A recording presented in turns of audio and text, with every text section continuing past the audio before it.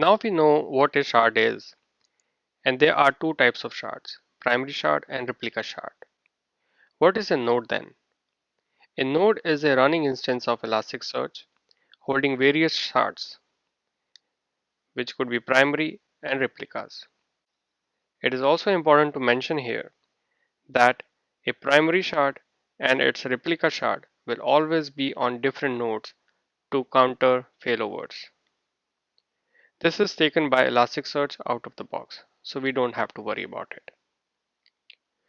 There are three types of nodes: master node, data node, and load balancer node.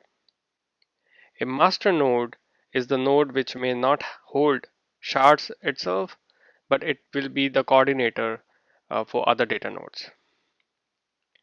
A data node is the node which actually holds the shards in primary or replica forms.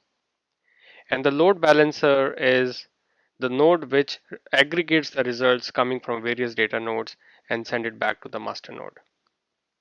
There are different settings to define a node as master, data, or load balancer node, and all those settings can be done under file elasticsearch.yml, which is available under config directory.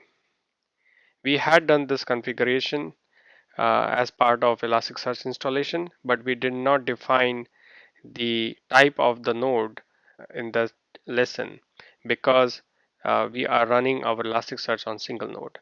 But in a production like environment with various nodes and machines connected together, we have to define the type of the node in these configurations.